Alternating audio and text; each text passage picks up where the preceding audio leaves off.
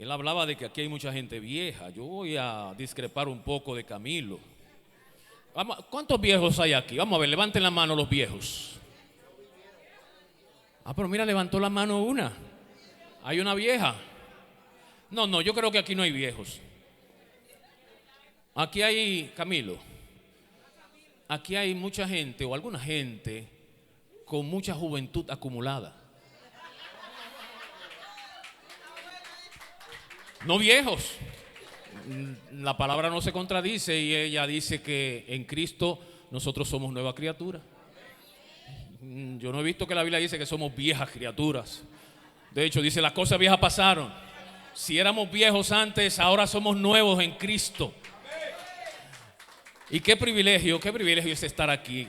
Un privilegio estar aquí en esta obra donde preside nuestro querido amigo de tantos años, nuestro hermano Roberto. Él era mi peluquero. Ustedes ven que yo no tengo un pelo en la cabeza. Eso es porque después que él era que me daba cariño en la cabeza. Él me recortaba, me daba cariño. Y después que él se fue, los cabellos se entristecieron tanto que se fueron.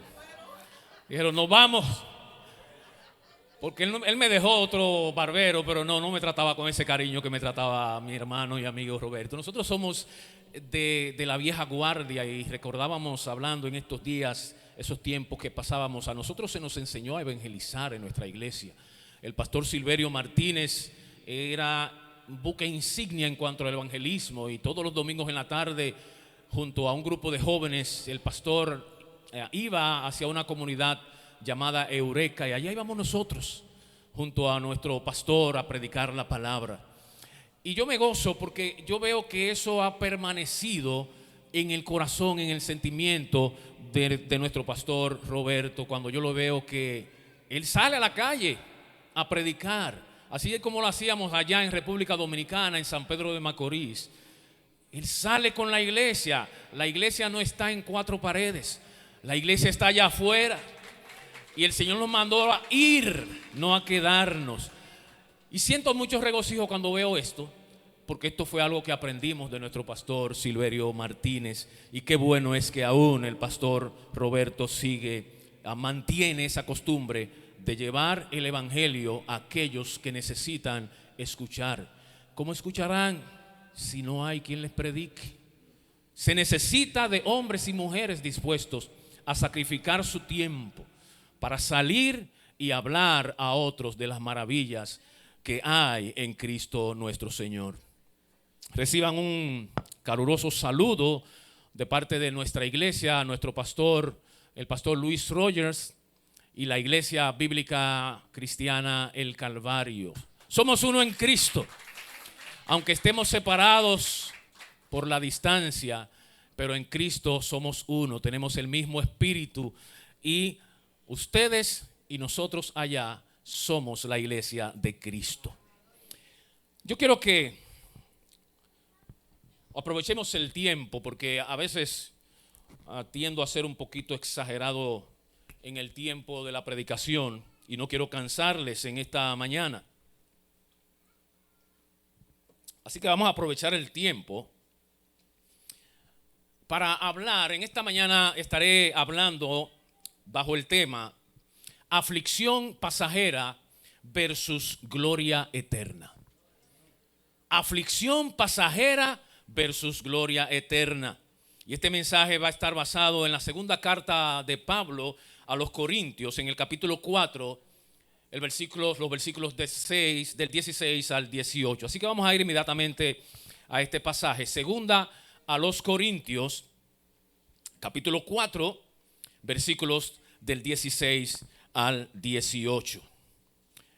Si nosotros hojeamos los versos anteriores a estos versículos del 16 al 18, nosotros vemos que Pablo está enseñando, hablando a la iglesia en Corintios, acerca de que Dios nos escogió a nosotros como vasos de barro a través de los cuales Él despliega su poder.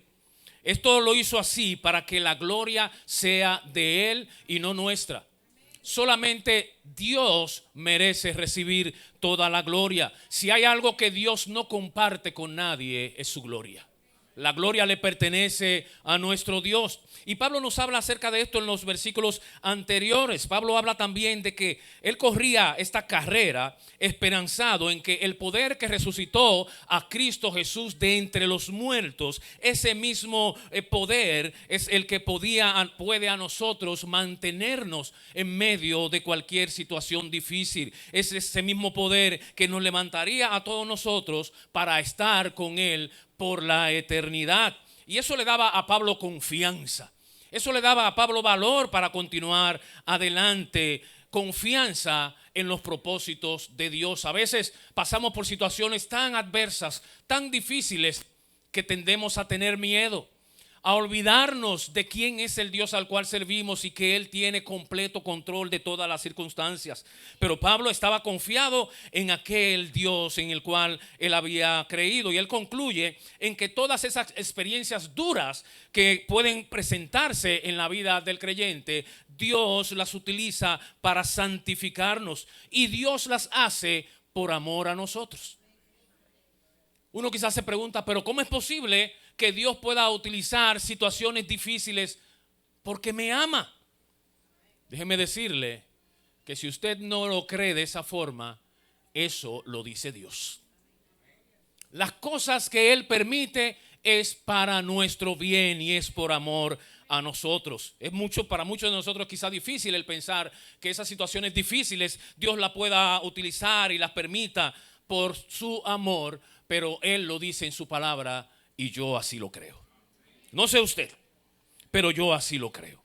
Pablo continúa en los versos anteriores tratando de este mismo tema, y a partir del versículo 16 que vamos a estar viendo, él nos habla de tres paradojas. Tres paradojas que son tres eventos que a la lógica humana resultan ser ilógicos. No podemos entender porque la lógica humana no va de acuerdo con estas tres paradojas. Así que vamos a leer estas tres paradojas que están descritas en los versículos 16 al 18 del capítulo 4 de 2 de Corintios. Dice la palabra de Dios: por tanto, no desmayamos. Antes, aunque nuestro hombre exterior se va desgastando, el interior no obstante se renueva de día en día. Porque esta leve tribulación momentánea produce en nosotros un cada vez más excelente y eterno peso de gloria. No mirando nosotros las cosas que se ven, sino las que no se ven. Pues las cosas que se ven son temporales, pero las que no se ven son eternas. Gracias, Señor. Gracias por tu palabra. Gracias porque este es el mecanismo a través del cual tú hablas a tu pueblo. Oh Señor, háblanos en esta mañana. Queremos escuchar tu voz. Que nuestros corazones estén dispuestos a escuchar y recibir todo lo que tú tengas que decirnos en este día. Pero que estemos dispuestos también a poner en práctica, a poner por obra lo que tú nos enseñes en este día. Confiamos y esperamos en ti, mi Señor. En el nombre de Jesús. Amén. Tres paradojas acabamos de leer en estos tres versículos del capítulo 4. Y estas tres paradojas nos van a servir de puntos en la exposición del mensaje en esta mañana, en esta tarde. En nuestra iglesia los cultos son en la mañana, y quizás por eso cuando estoy predicando allá siempre es de mañana. Y aquí a veces uno pierde la noción del tiempo. Yo a veces no sé si es de mañana o es de tarde o es de noche, porque la noche como que llega temprano, pero la mañana como que se parece a la tarde. Pero bueno, si les digo en cualquier momento en esta mañana, ustedes me excusan esa parte. Tres paradojas vamos a estar viendo, que serán nuestros tres puntos. Y la primera paradoja que vemos en el versículo 16, el deterioro del cuerpo mortal del creyente produce una renovación progresiva en su interior. ¿Escucharon? Es una paradoja pensar esto. El deterioro del cuerpo mortal, se va deteriorando este cuerpo, pero en este mismo cuerpo del creyente que se va deteriorando produce una renovación progresiva en su interior. Leemos nueva vez el versículo 16, mira lo que dice Pablo. Por tanto, no desmayamos. Antes, aunque este hombre exterior, este cuerpo mortal, dice Pablo, nuestro hombre exterior se va desgastando, el interior, no obstante, se renueva de día en día. Este texto que acabamos de leer comienza diciendo, por tanto. Pablo dice aquí por tanto porque hay algunas cosas que anteriormente él ha dicho, y lo que esto nos indica es que lo que sigue es una conclusión de las cosas que él había dicho anteriormente. Y yo les hablaba de esas cosas de las cuales él está hablando en los versículos anteriores, cosas que tienen que ver con que somos vasos de barro, con que nosotros pasamos en esta tierra un sinnúmero de dificultades, un sinnúmero de problemas, siendo asistidos en todo momento por el poder de Dios que nos mantiene por encima de las dificultades, por encima de la tempestad. Es decir que aunque de este lado de la eternidad nosotros vamos a experimentar experiencias que nos afligen, y a veces estas experiencias también nos derrumban, nos hacen caer, pero nosotros no desfallecemos. Nosotros no desfallecemos porque sabemos en quién hemos creído. Nosotros no desfallecemos porque en ningún momento nuestro Dios ha de dejarnos solos. Dios es con nosotros, y dice la palabra que si Él es con nosotros, ¿quién contra nosotros? Bendito sea el nombre de nuestro Señor. La razón por la que Pablo llega a esta conclusión es porque después de él analizar su propia vida, yo digo que de entre todos los hombres nacidos en esta tierra después de Cristo, el hombre que más vicisitudes tuvo que enfrentar, más dificultades tuvo que enfrentar, fue el apóstol Pablo. Y Pablo entonces, una vez él examina lo que ha sido su vida, su propia vida en esta tierra, él ha podido ver que ciertamente él ha ido envejeciendo, que los años le han estado pasando factura, que él físicamente se ha estado debilitando, su cuerpo exterior cada vez tiene menos fuerzas. Además de que desde aquel momento en que Cristo mismo le tumbó del caballo hasta el último suspiro de la vida de Pablo, Pablo estuvo de dificultad en dificultad. Yo digo que Pablo, cuando llegaba ya a cualquier ciudad a predicar el evangelio, nosotros quizás lo primero que preguntaríamos es ¿cómo son los hoteles en esta ciudad? ¿Verdad? Buscamos un 4 estrellas, un 5 estrellas, de acuerdo a nuestras posibilidades, pero investigamos un lugar cómodo para quedarnos. Yo creo que Pablo, cada vez que llegaba a una ciudad, preguntaba: ¿y cómo es la cárcel aquí? Porque Pablo no salía de una cárcel. Era una vida difícil la que estaba teniendo este siervo de Dios. Su cuerpo exterior entonces cada vez tenía menos fortaleza, pero al mismo tiempo él se había estado dando cuenta, se estaba percatando de que el hombre interior, su hombre interior, cada vez estaba más fuerte. Su hombre interior estaba cada vez más pensando como Cristo. Y eso a él lo llenaba de gozo. Eso a él lo llenaba de gozo, aunque su carne, su cuerpo se iba desgastando. Las experiencias, hermanos, aquellas que debilitan al hombre exterior, paradójicamente fortalecen al hombre interior. Y nosotros lo vamos a ver por la palabra. El hecho de que las experiencias por las que nosotros estamos pasando, las experiencias difíciles que vivimos muchos de nosotros en esta tierra, desgasten las fuerzas físicas, eso no es problema en sí. Muchos piensan que sí, que es un problema, que ya llegaron los achaques y los dolores. Y ya lo que tenemos es un cóctel de pastillas. Ya no tomamos tantas pastillas que tenemos que apuntar cuáles son las que nos tocan en cada momento, en cada hora.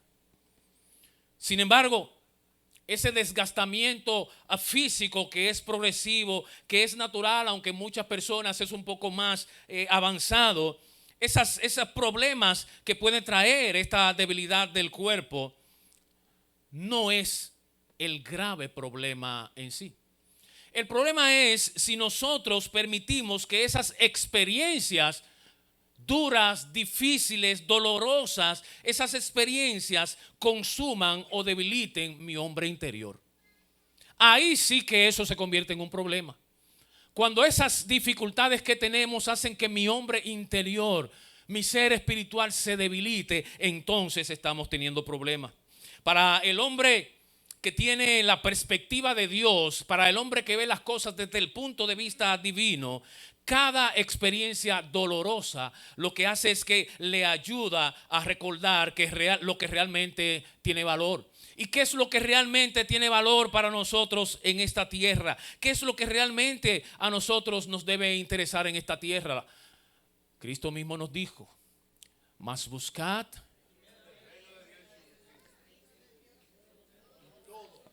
Eso es lo que debe importarnos a nosotros. El reino de Dios, la justicia de Dios. Es por eso que el mismo Pablo, hablando a la iglesia de Colosas, le dice, poned la mira ¿dónde? En las cosas de arriba, no en las de la tierra. Poned la mira en las cosas de arriba, porque esto lo que va a hacer es que cada vez nosotros deseemos más, que anhelemos más el llegar allá arriba donde está nuestro Señor. El cruzar de aquel lado de la gloria. Hermano, yo no sé a usted. Yo le decía al pastor Roberto que yo estoy listo para cuando el Señor me llame. Pero yo no lo digo de boca. Yo estoy listo de verdad. Es decir, yo no tengo en esta tierra nada que me ate. Hay algunos que quizás los más jóvenes dicen, bueno, Señor, espérate un ratito que yo no me he casado. O espérate un momentito que es que hay un proyecto que estamos trabajando en esto. Y queremos que el Señor retrase un poco su venida. Porque tenemos algunos asuntitos aquí en la tierra que quisiéramos resolver o que quisiéramos experimentar antes de que el Señor venga. Pues mire, yo no tengo nada ya. Ya los hijos míos están grandes. Y si estuvieran chiquitos, el Señor que me los dio los ama más que yo. A tus hijos el Señor los ama más que lo que tú le amas. ¿Tú sabías? Entonces si yo me voy, no es verdad que el Señor va a dejar a mis hijos desamparados. Él los va a cuidar también. Si Él cuida de las aves, cuidará también de nosotros. Por eso podemos tener confianza en el Dios al cual servimos. ¿Sabe cuál es el propósito de Satanás? El propósito de Satanás es que yo me desanime a través de las circunstancias difíciles que pueda estar viviendo en esta tierra. Eso es lo que él busca. Que cuando me llegan esos problemas, que cuando me llegan las enfermedades, que cuando me llegan los cobradores y yo con la deuda arriba y sin un centavo en el bolsillo, que yo me desanime y que yo piense que el Señor se olvidó de mí. Eso es lo que busca Satanás. Él busca con esas experiencias difíciles desanimarnos, pero Dios trata de usar las mismas experiencias difíciles. ¿Sabes para qué? Para fortalecer mi hombre interior. Para que yo pueda aprender a confiar y esperar más en Dios. Eso fortalece el hombre interior, porque Dios lo que quiere es preparar a sus hijos para aquella vida eterna que tendremos con Él en el cielo. De manera que nosotros necesitamos tener la perspectiva que tuvo Pablo, una perspectiva espiritual para poder entender que esas luchas que nosotros tenemos en esta tierra, esas luchas forman en nosotros o buscan formar en nosotros el carácter de Cristo. Es la idea que nos parezcamos cada vez más y más a nuestro Maestro. Como Él mismo nos dijo, Él no nos vino a nosotros pintándonos pajaritos en el aire. El Señor mismo nos dijo a nosotros, a sus discípulos, en el mundo tendréis aflicción. Pero Él no se quedó ahí. Tendréis aflicción en el mundo. Pero Él dijo, pero confiad. Confiad. Yo he vencido. Eso es lo que Dios requiere de nosotros. Que cuando lleguen esas aflicciones que Él nos dijo que iban a llegar, no nos sorprendamos. No digamos, pero Señor, ¿por qué a mí? Lo que muchas veces hacemos. Ir corriendo donde, ay Señor, pero ¿por qué? Pero yo soy tu hijo, ¿por qué? No. El Señor dice, óyeme, confía. Confía. ¿Sabe qué? El maestro una vez estando con sus discípulos Él quiso enseñarle muchas cosas, pero uy, qué duros eran estos discípulos. Qué difíciles, así como nosotros. Qué difíciles. Y el Señor una vez le metió a ellos en una tempestad en medio del mar. Él estaba allí con ellos y comenzó de repente, dice la palabra, que una gran tempestad comenzó a azotar la embarcación y parecía que la iba a partir en dos. ¿Y saben qué estaba haciendo el Señor allí? Durmiendo. Durmiendo, Él no tiene problema con eso. Pueden soplar los vientos que sea. Y Él es el Dios que tiene todo control. Pero estos discípulos como que no lo sabían todavía. Y ellos estaban afanando y afanando y afanando, tratando de impedir que la nave zozobrara. Y cuando ven que Cristo, el Maestro, está durmiendo, ellos van y respetuosamente y le despiertan. Y yo estoy seguro que no lo hicieron de una manera muy agradable. Ellos no fueron quizás a decirle, maestro. No, yo creo que la tempestad y la desesperación que tenía no era para eso. ¡Maestro! Los despertaron como mi esposa dice a veces que yo lo despierto. Y no me despiertes tan bruscamente. Yo no la despierto brusco. Es que ella es muy delicada. Maestro, despierta. Que no tienes cuidado de nosotros que perecemos. Oye. ¿Qué discípulos se tiraba el Maestro? El Maestro se despierta, el Maestro calma la tempestad. Y dice la palabra que ellos quedaron asombrados. ¿Y sabe qué dijeron? Pero ¿quién es este que aún el viento y el mar le obedecen? Recuerden que el Maestro estuvo con sus discípulos por 3 años y medio en un ministerio enseñándoles. Ese ministerio ya estaba un poco avanzado, es decir, ellos tenían tiempo ya viendo a su Maestro obrar, viendo al Maestro hacer diferentes milagros. Pero todavía a este punto la desesperación le llevó a preguntar, ¿quién es este?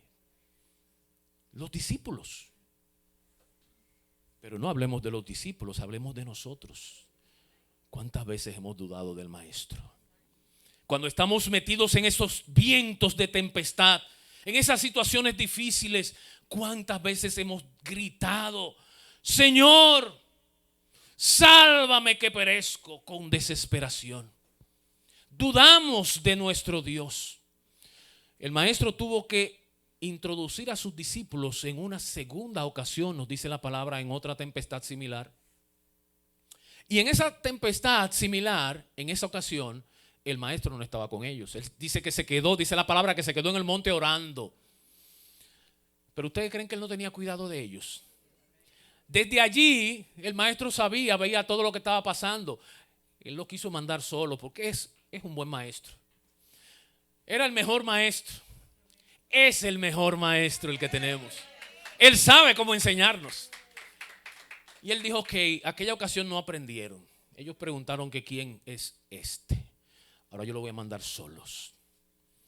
Y dice que allá otra tempestad los agarra. Ahora no está el Maestro. ¿Qué problema? Y el Maestro sabía de la tempestad.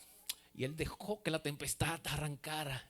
Y que soplara fuerte. Y que ellos otra vez vinieran con su desesperación. Y ya entonces, el momento indicado, dice la palabra que él comenzó a caminar hacia ellos. A caminar sobre la mar.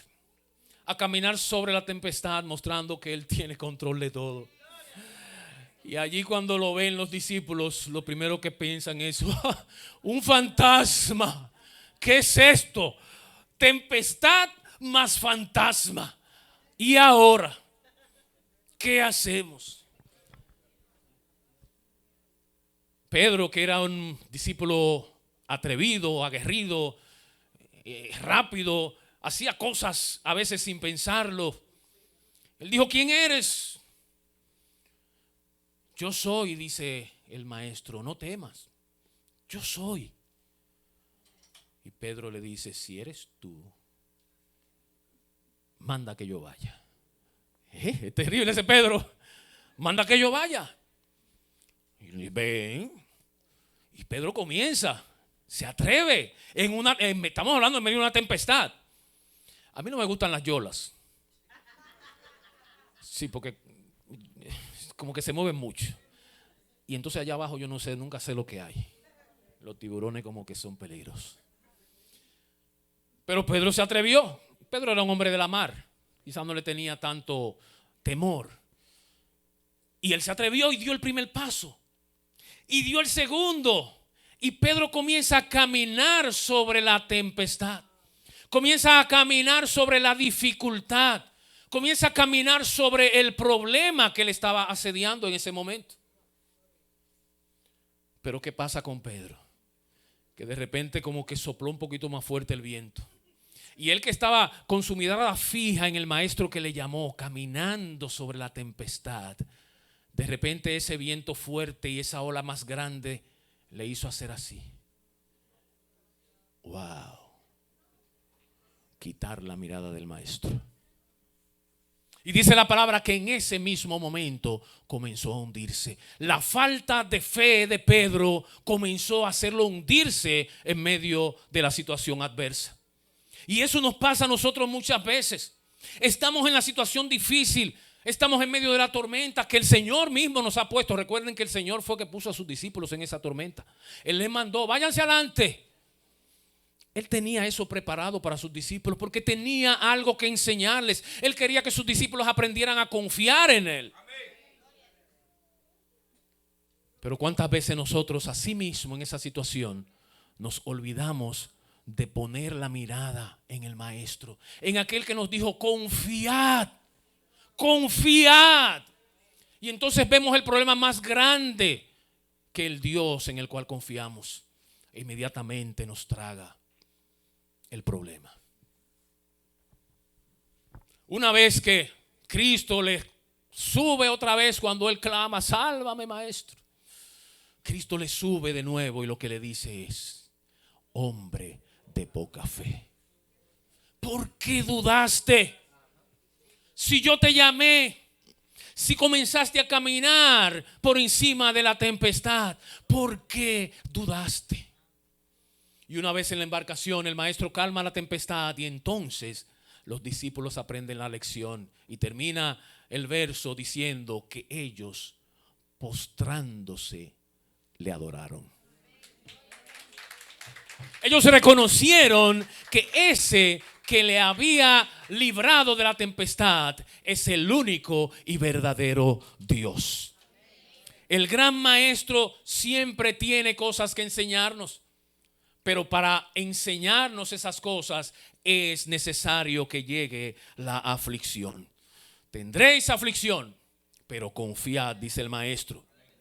Pablo habla de sus tribulaciones a lo largo de sus cartas. Si leemos todas las cartas que él escribió, encontramos a él hablando sobre sus aflicciones. Él hace un recuento de ellas. Si vemos el capítulo 4, los versículos 8 al 11 de esta misma carta de segunda a los Corintios.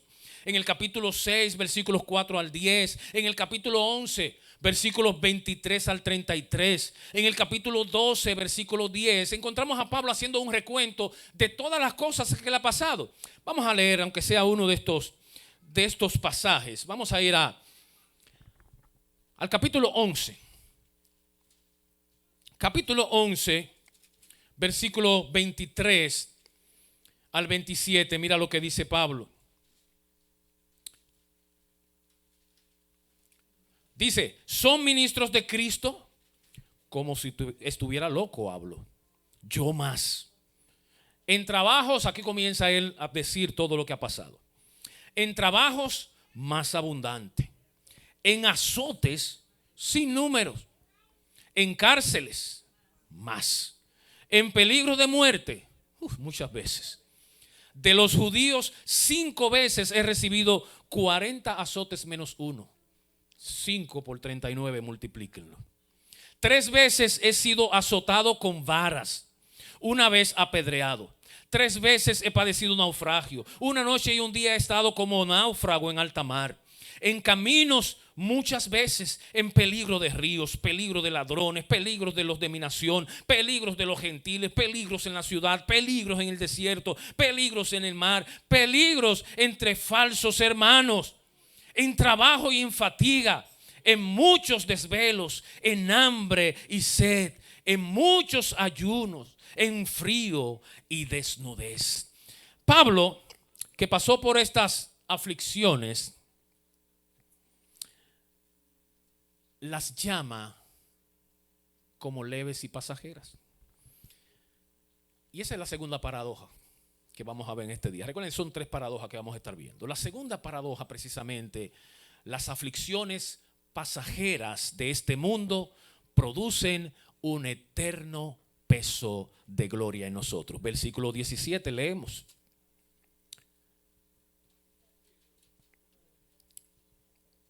Dice la palabra, versículo 17.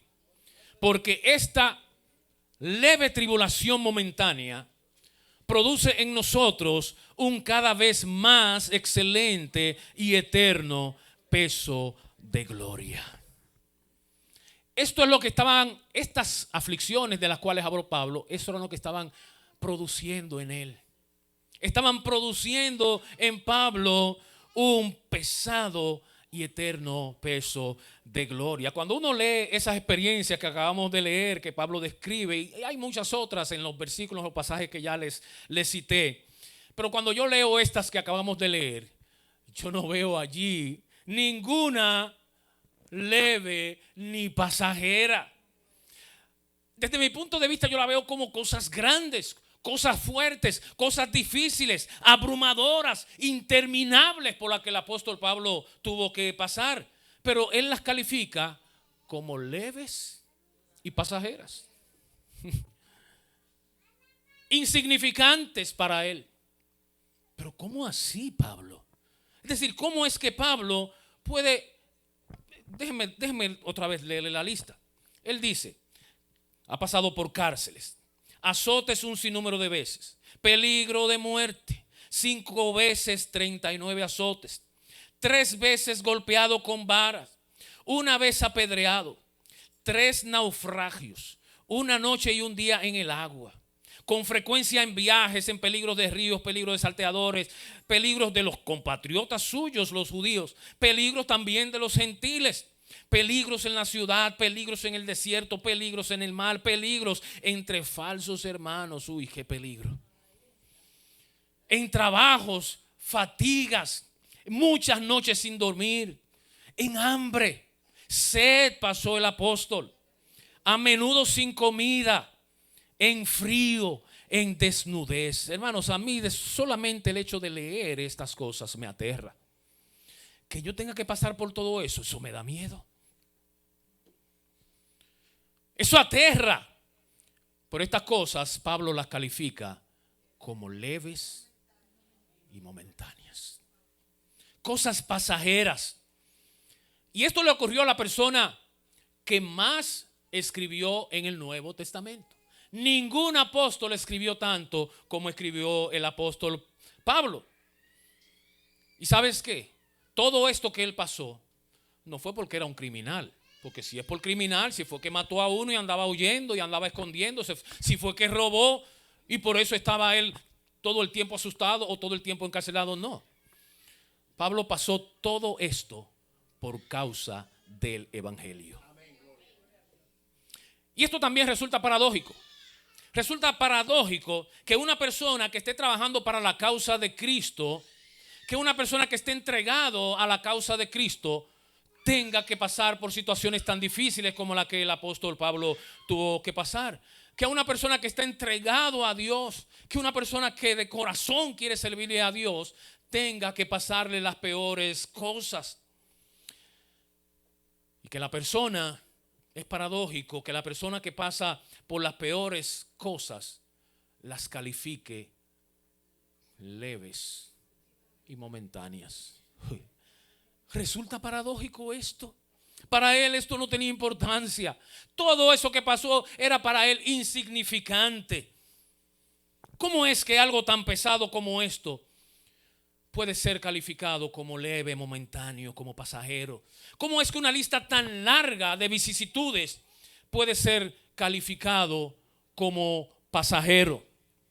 La única forma de lograr esto, hermanos, es si nosotros evaluamos nuestra vida, si las evaluamos las circunstancias que vivimos en esta tierra a la luz de la eternidad. Ustedes conocen el Salmo 90, versículo 10, que allí nos dice que nuestra vida en esta tierra es de 70 años.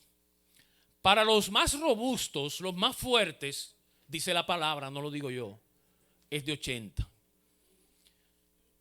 Si usted tiene más de 80, usted está viviendo tiempo extra.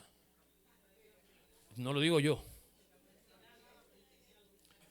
No se ponga guapo conmigo los que son más de 80. Lo dice el Señor. 70 decretó. Para los más robustos, le voy a dar 10 años más. Dele gracias a Dios. Él ha sido misericordioso si usted tiene 81, 85 o 90 años. Cada día que usted abra los ojos, dijo, gracias Señor, tú eres bueno porque ya yo debería estar allá. Ya debería cruzar a la eternidad y tú me tienes por aquí. ¿Algún propósito tú tienes? Miren, busquen el propósito de Dios. Investiguen qué Dios quiere que todavía le tiene en esta tierra. Seguramente quiere que todavía usted siga predicando el evangelio. Y por eso lo mantiene aquí.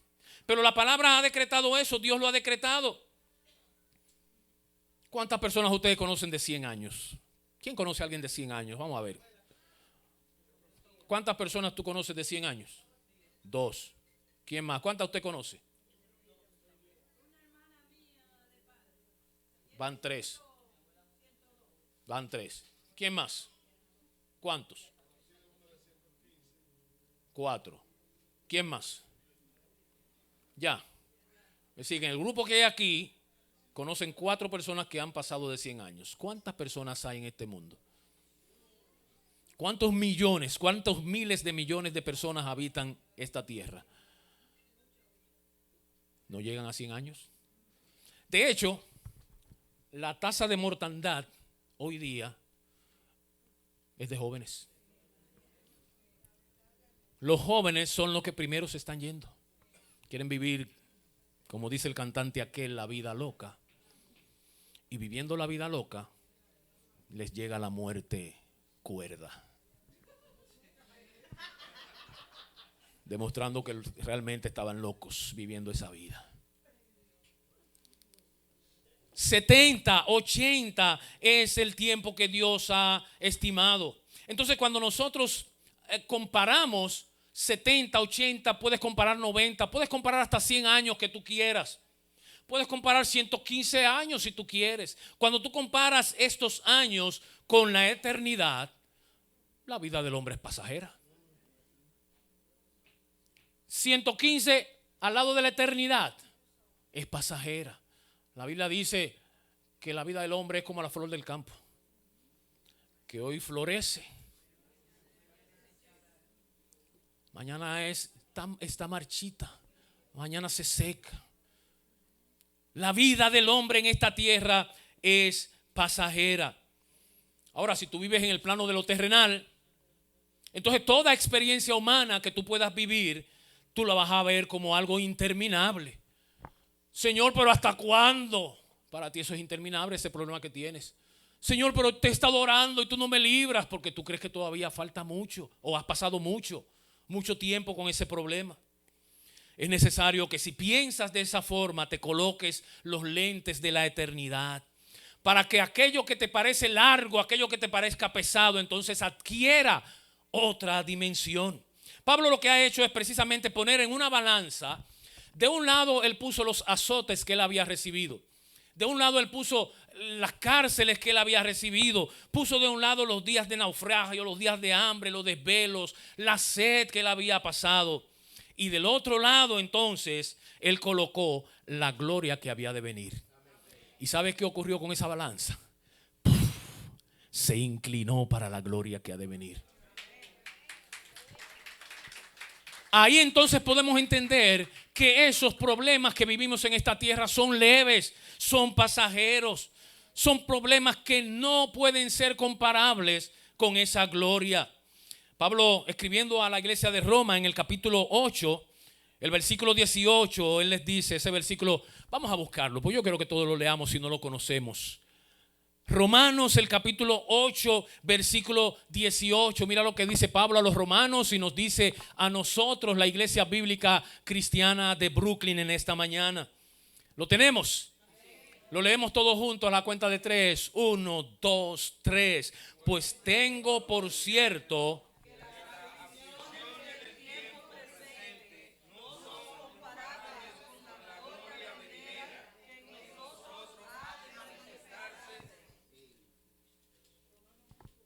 Romanos 8, 18. Tengo por cierto que las aflicciones que yo pueda vivir en este tiempo no son comparables con esa gloria que viene de arriba, con la gloria que ha de manifestarse. Por esa razón, Pablo consideraba todas las cosas que le habían ocurrido como leves y momentáneas, como pasajeras. Para Dios, hermanos, es algo que debemos tener claro. No solamente es importante cómo nosotros vivimos en esta tierra o cómo morimos. No, para Dios también es importante cómo nosotros sufrimos. A Él le interesa ver cómo nosotros sufrimos. Recordemos que Cristo nos dijo, me seréis testigos. Y me seréis testigos, le dijo a sus discípulos y le dice hoy día a su iglesia. Cada uno de nosotros, Él nos llamó a ser testigos de Cristo. Y una forma de dar testimonio de Cristo es la manera como nosotros enfrentamos el dolor. Cómo nosotros enfrentamos el sufrimiento. Porque de la manera como reaccionamos ante el dolor, eso va a dar testimonio o no de la gracia, de la gloria y del poder de Dios en nosotros. Porque nosotros lo que hacemos es que mostramos, nosotros que somos vasos frágiles, que somos vasos de barro, nosotros mostramos al mundo cómo estos vasos frágiles pueden ser sostenidos en medio de la tribulación por el poder y por la gracia de nuestro Dios. Por eso es importante cómo nosotros sufrimos. Si nosotros reaccionamos de forma pecaminosa ante el dolor, si nosotros reaccionamos de forma negativa ante los problemas, entonces esto no va a hablar bien de nuestro Dios. ¿Qué van a decir los vecinos cuando vean que el convertido se está volviendo loco por un problema que tiene? Pero él dice que hay un Dios y míralo ahora. Se van a burlar de nosotros. Y que me estuvo predicando, que ven a Cristo, que creen en Cristo, que Él es el Dios todo. Y míralo ahí, volviéndose loco por un problema. No vamos a hacer lucir bien a Dios. Me seréis testigo, dijo Cristo Jesús. Es por esa razón, precisamente, que después de miles de años, nosotros todavía hablamos de un personaje llamado Job. Un personaje que nos cuenta la palabra que en un mismo día perdió absolutamente todo. Fue una noticia tras otra, cada vez más devastadora, cada vez más terrible. En un mismo día, este hombre perdió todo lo que tenía. Dice la palabra que tenía 10 hijos y los 10 hijos murieron el mismo día. Tremendo. ¿Y por qué nosotros seguimos hablando de Job miles de años después de que esto ocurriera? ¿Por qué hablamos de él? Por la manera como él reaccionó frente al dolor. Eso es lo glorioso que vemos en este siervo de Dios. Cómo él pudo manejarse en medio de una situación tan adversa. Él hizo ver grande a Dios. Entre todos los que le rodeaban, él hizo ver que su Dios era grande.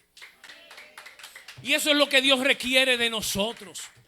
Que no importando la situación, nosotros podamos mostrarle al mundo cuán grande es nuestro Dios. Bendito y exaltado sea su nombre.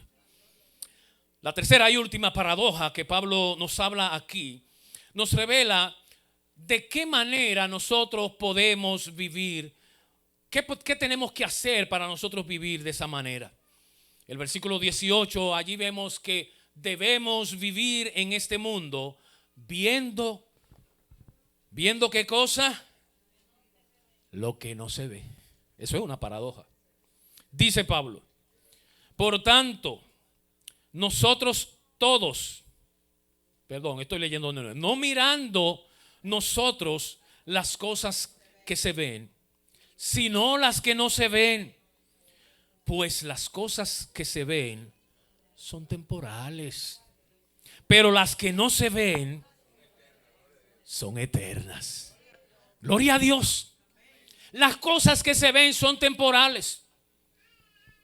Ese trabajo que tú ves, eso es temporal. La casa que tú tienes, por más maravillosa que sea, eso es temporal. Lo que tú puedes ver en esta tierra, todo esto es temporal. Por eso la palabra nos invita a nosotros, los hijos de Dios, a que veamos lo que no se ve. Y eso es paradójico, porque ¿cómo puedo yo ver algo que es invisible? ¿Cómo puedo yo ver lo que no se ve? Nosotros estamos acostumbrados a que nuestra realidad consiste en lo que nuestros sentidos pueden percibir, lo que mis ojos pueden ver, lo que mis oídos pueden escuchar, lo que mis manos pueden tocar. Eso para mí es real. Pero lo que mis ojos no ven, mis oídos no oyen y mis manos no tocan, para mí eso no es real. Sin embargo, Dios nos invita a que veamos estas cosas que no se pueden percibir con los sentidos. Pablo dice, esas cosas que tú percibes con tus sentidos no son la realidad.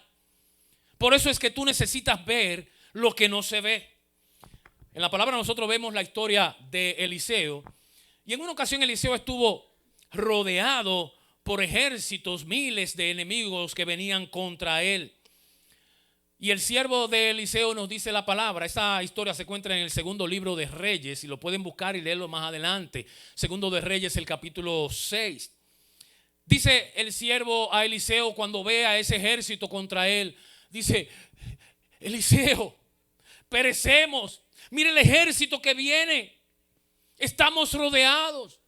No tenemos escapatoria, dice el siervo de Eliseo. Y Eliseo le dice a su siervo, no temas, tranquilo, no temas, porque los que están con nosotros son más que los que están con ellos. Bendito sea Dios. Los que están con nosotros son más que los que están contra nosotros. Entonces dice la palabra allí que Eliseo le ora a Dios y le pide a Dios que le abra los ojos a su siervo para que él pueda ver lo que él no veía. Y Dios le abre los ojos al siervo. Y este siervo, dice la palabra, que pudo ver allí en las montañas miles, multitudes de ángeles sobre caballos, listos para defender a su siervo. Bendito sea el nombre de Dios. Oh, gloria a Dios. Los ojos de este siervo fueron abiertos y él pudo ver la realidad, porque él comenzó a ver las cosas que no se ven. Pablo nos dice que esa es la forma en que nosotros debemos de vivir en esta tierra, viendo las cosas que no se ven.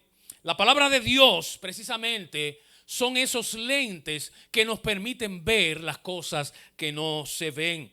Ese lente que nosotros necesitamos, a través del cual entonces nosotros podremos ver aquellas cosas que no se ven. Podremos percibir las intenciones de Dios en medio de las dificultades. Porque sabes que Dios siempre tiene propósitos para con nosotros. No solamente con las cosas buenas que nos ocurren, y digo buenas entre comillas, porque yo entiendo, según la palabra, que al creyente todas las cosas que le pasan son buenas. Aún las que a nuestro paladar saben amargas. Dice la palabra que obran para bien. No hay cosa que Dios haga para nuestro mal. Entonces esas dificultades que llegan a nuestra vida, Dios las va a usar para nuestro bien, y eso es lo que Él espera que nosotros creamos. Nosotros conocemos la historia de José en Génesis el capítulo 45. Vemos que allí este muchacho vendido por sus hermanos, este muchacho que fue esclavizado y adquirido por un soldado romano, y la mujer de este soldado lo acusa de que él la quiere violar, y este hombre llega a la cárcel a la cárcel del faraón. Y allí este hombre comienza a hacer relaciones con los demás presos y comienza a adivinarle sueños a algunos que estaban presos y comienza a hacerse famoso. Tú sabes que a veces uno lee la historia en la Biblia y piensa que los tiempos pasan así como nosotros pasamos las páginas de la Biblia. Y la pasé, 5 minutos pasaron, y la pasé, pasaron 10 minutos, y la pasé. Pensamos que es así. Este hombre estuvo preso por años. Años en una cárcel, siendo inocente, sufriendo, padeciendo, pero nunca dejó de confiar en Dios. Y entonces en el versículo 45, ya cuando ocurre lo que ocurre, que ustedes conocen la historia y no se la voy a decir detalladamente, pero llegan entonces los hermanos a buscar alimentos porque había gran escasez de alimentos. Y cuando él les descubre a ellos quién es él: yo soy José, su hermano.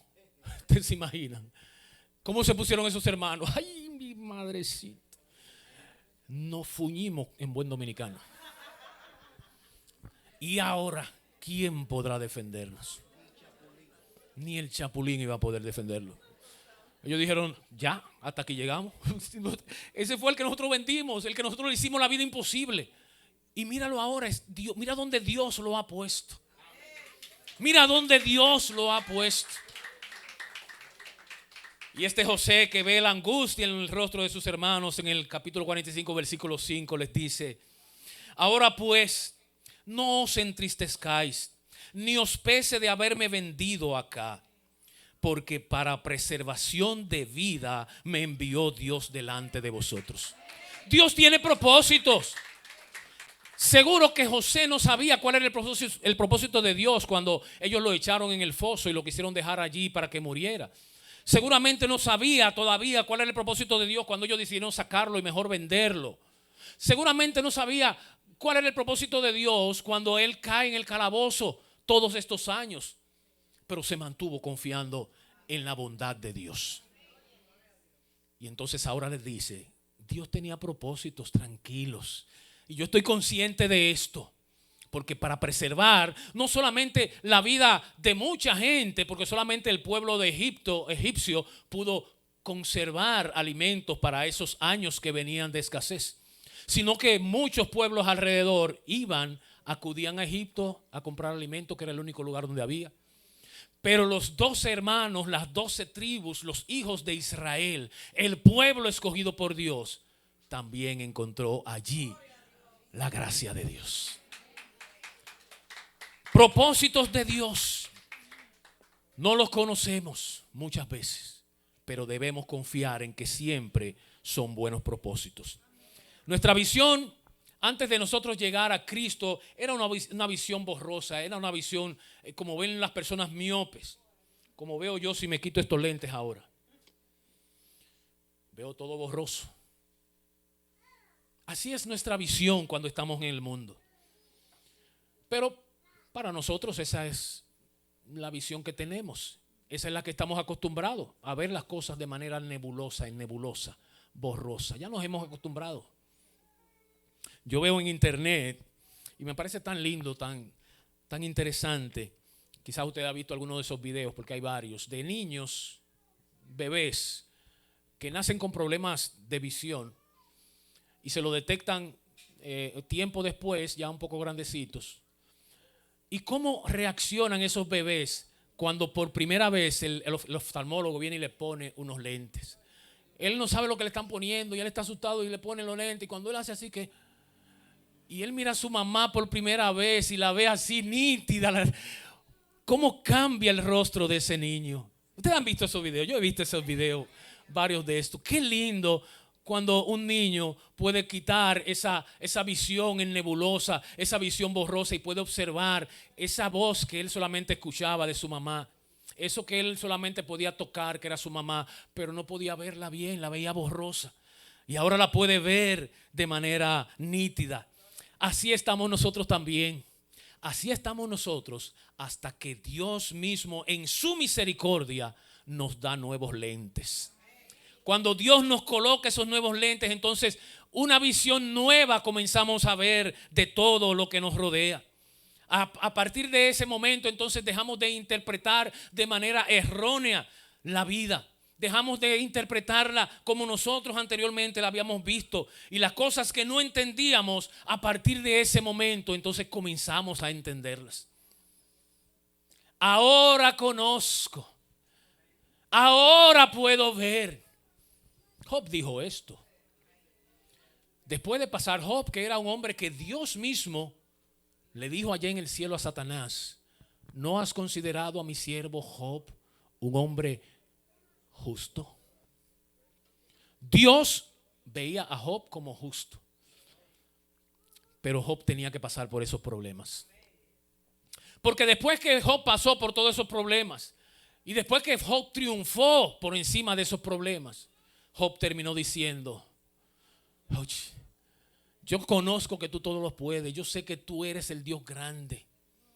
Ahora, después de yo pasar por todo esto, ahora mis ojos te ven. Ahora realmente yo sé quién tú eres. Ahora yo sé que tú eres un Dios grande, un Dios fiel a tu palabra, un Dios misericordioso. Ahora mis ojos te ven. Eso nos ocurre a nosotros cuando Dios nos pone estos lentes de la eternidad. Por eso Pablo podía ver las cosas que no se veían. Podía ver a través de lo invisible. Y por eso él podía ver esas cosas que sí se veían, esos problemas, él los veía. Él decía: esto es leve, esto es pasajero. La visión de Pablo estaba mucho más allá. A manera de ilustración y para que entendamos mejor la distracción de nuestra visión para ver las cosas, cuando nosotros sentimos dolor, por ejemplo, seguramente ustedes en algún momento han sentido dolor cuando les llega la noticia de que un familiar cercano o de que un amigo entrañable le han diagnosticado de un mal terrible. Eso a uno le duele. Que tal persona tiene cáncer. Oh Dios, qué dolor. Que le dieron tantos días de vida. Oh, qué dolor. Nos duele. Nos sentimos tristes. Y nosotros lo primero que hacemos es orar por esas personas. Y eso está bien. Estamos llamados a interceder los unos por los otros. Lo primero que hacemos es orar por esa persona que está padeciendo el dolor.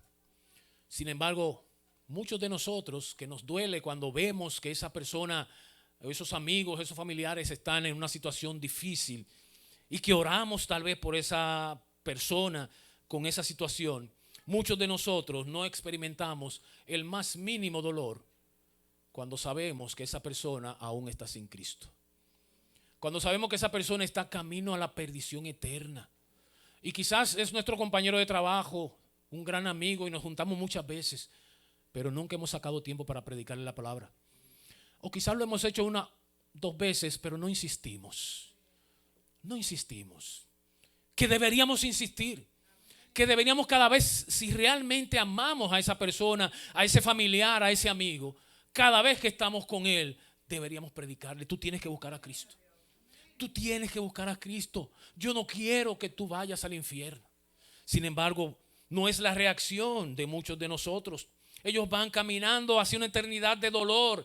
Y he dicho eternidad de dolor sin Cristo. ¿Por qué nosotros actuamos de esa forma? Y ante una problemática humana nos duele y buscamos orar a Dios y buscamos que Dios pase su mano, que Dios intervenga. Sin embargo, ante este problema espiritual del ser humano, nosotros no reaccionamos como deberíamos reaccionar. Eso ocurre porque nosotros tenemos una perspectiva errada. Tenemos una perspectiva terrenal. Estamos pensando en lo de esta tierra, estamos pensando en este tiempo y no estamos pensando en la eternidad. El mayor problema del hombre no está de este lado, está de aquel lado de la eternidad. Si cruza hacia el otro lado de la eternidad sin Cristo, entonces sí que tiene problemas. De este lado no. Que no tiene dinero, eso no es problema. Que está pasando hambre, eso no es problema. que no tiene trabajo, eso no es problema a la luz de la palabra. El problema del hombre está más allá. El problema del hombre es si Cristo no está en el corazón, porque nosotros los hijos de Dios también muchas veces no tenemos un 5 en los bolsillos, pero tenemos a Cristo. Tenemos a Cristo. ¿Y qué cosa mejor que esa? Que tener a Cristo. Es por esa razón, ustedes recuerdan cuando a Cristo le trajeron un paralítico, que Él le dijo a ese paralítico: tus pecados te son perdonados. ¿Y qué pasó? ¿Se lo llevaron para que Él le dijera eso? No. Se lo llevaron porque sabían que ese era el Cristo de los milagros, el que podía levantarle de ese problema que tenía. Cristo no vio a un paralítico. Cristo vio a un pecador que iba camino al infierno. Y Cristo quiso primeramente solucionarle su problema de la eternidad. Y por eso le dice: tus pecados te son perdonados. Los demás criticaban a Cristo. ¿Y quién se cree este? Los escribas, los fariseos. Pero ¿quién se cree que puede decir que hasta perdonar pecados? Y Cristo, escuchando, le dice: ¿Ustedes creen que es más fácil para mí? ¿Decir tus pecados te son perdonados o decirle levántate y anda? ¿Qué ustedes creen que es más fácil o más difícil? Y Él le dijo al paralítico: levántate, toma tu lecho y vete a tu casa. Porque para Dios no hay imposibles. Él es el Dios de los imposibles.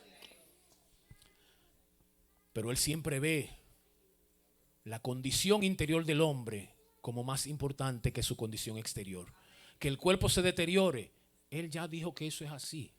Él construyó este cuerpo para que se deteriore con el tiempo y llegue un día en que el cuerpo diga: off, me apagué, hasta aquí llegué.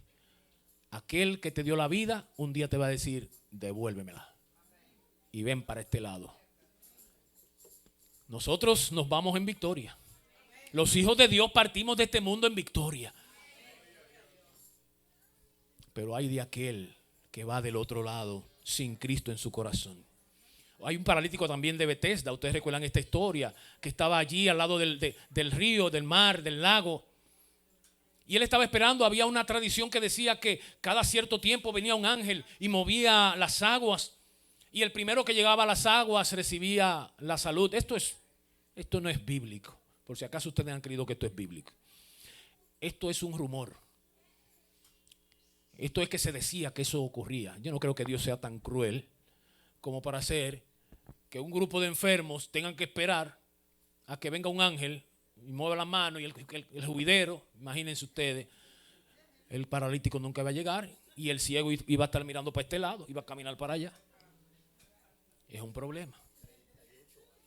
Pero este hombre tenía esa cantidad de tiempo postrado allí esperando.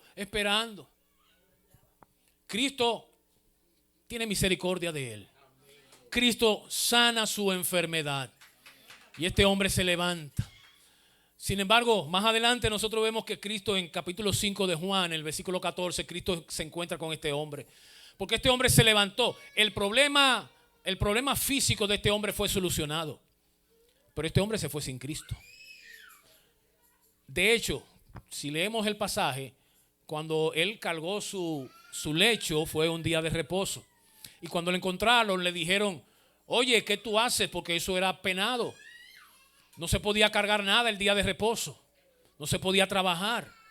Y cuando este hombre lo ven, le dicen: ¿y cómo tú estás cargando ese lecho el día de reposo? ¿Y qué dijo él? El que me sanó. Él no sabía ni quién fue que le sanó. El que me sanó me dijo que lo podía llevar. Es decir, ese hombre se fue sin Cristo. Y en el capítulo 5 de Juan, versículo 14, dice la palabra que a este mismo hombre después le halló Jesús en el templo. ¿Y sabe lo que le dijo? Le dijo: mira, has sido sanado. No peques más para que no te venga cosa peor.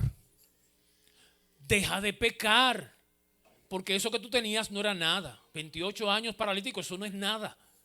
Lo que viene, si sigues en tu condición de pecado, eso sí que es grave y peor. Pablo tenía la perspectiva correcta acerca de la vida de aquel lado de la eternidad. Y asimismo tenía la perspectiva correcta acerca de los sufrimientos que nosotros debemos padecer de este lado de la eternidad. Por eso él veía sus experiencias como leves, como pasajeras, como insignificantes. Porque lo que le espera de aquel lado al hombre que no conoce a Cristo es tan horrible, es tan terrible y es eterno, que Pablo estaba dispuesto por causa del evangelio a pasar cualquier vicisitud, cualquier experiencia humana terrible de este lado con tal de no llegar a la condenación del otro lado. Esa debe ser nuestra perspectiva.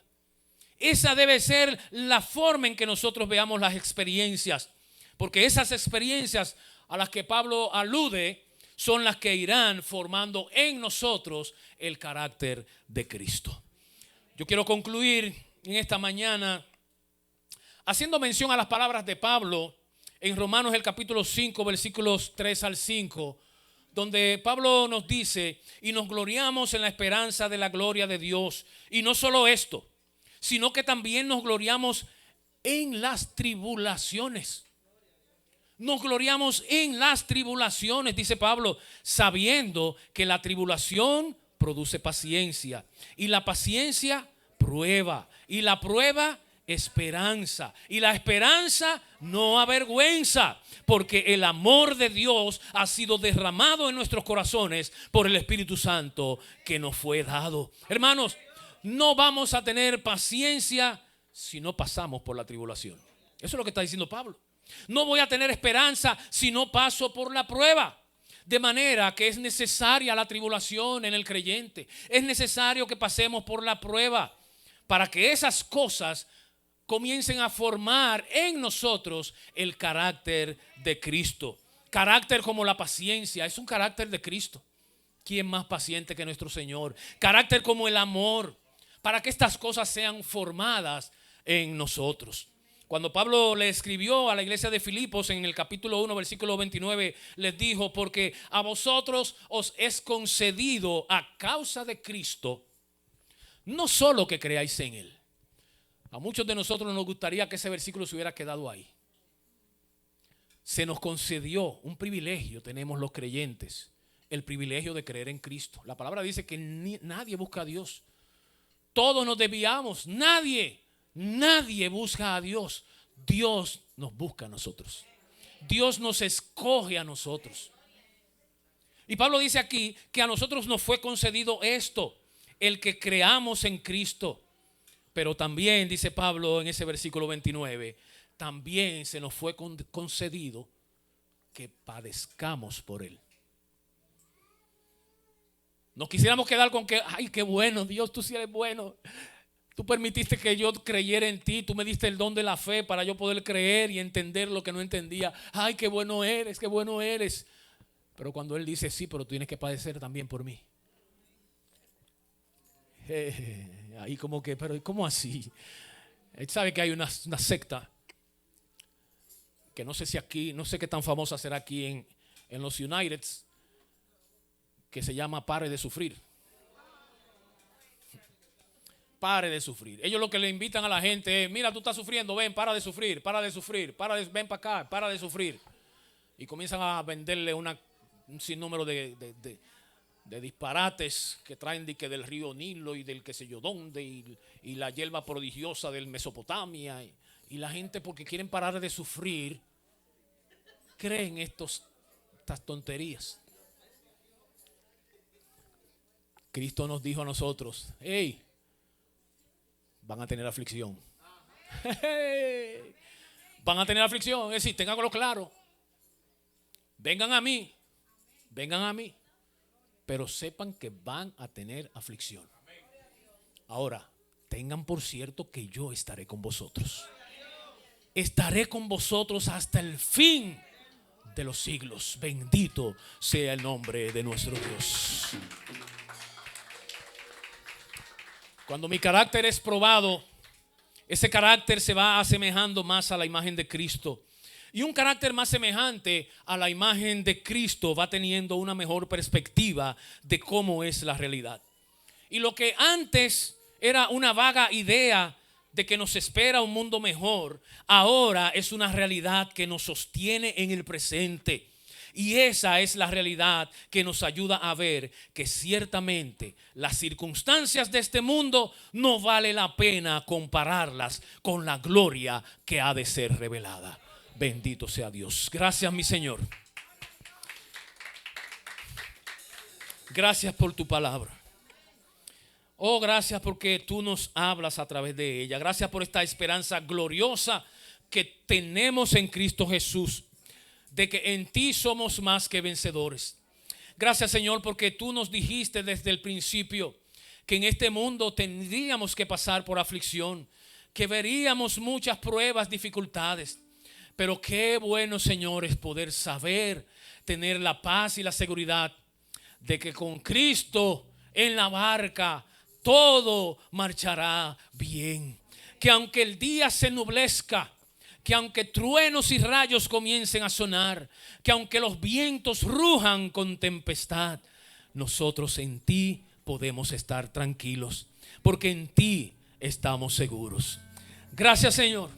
Gracias porque no merecemos tanto amor. No merecíamos tu sacrificio en la cruz del Calvario y tú diste tu vida para con nosotros. No merecemos lo que nos ha dado en esta tierra y tú lo has hecho por amor a nosotros. Tú has sido nuestro Jehová Jireh, el Dios que provee para tus hijos, que mantuviste a tu pueblo Israel por 40 años en el desierto donde no hay nada. Allí en aquel lugar donde no se cultiva nada, donde no hay ni siquiera agua. Y tú mantuviste a tu pueblo por 40 años. Gracias porque de esa misma forma tú mantienes hoy día a los tuyos. No importa la situación económica, no importa la crisis mundial, no importa las pestes que lleguen a esta tierra, tú estás con nosotros y tu pueblo te alaba, Señor, y a ti te da toda gloria, toda honra, reconociendo que solamente tú eres digno de recibirla. Gracias, Señor, porque has hablado a tu pueblo. Ayúdanos a, en medio de la tempestad que podamos estar pasando quizás en este momento, en la tempestad que puedas haber preparado para que nosotros entremos en los próximos días. Gracias porque podemos en medio de ella también esperar en ti. Gracias, Cristo. Gracias, Dios, por Jesús.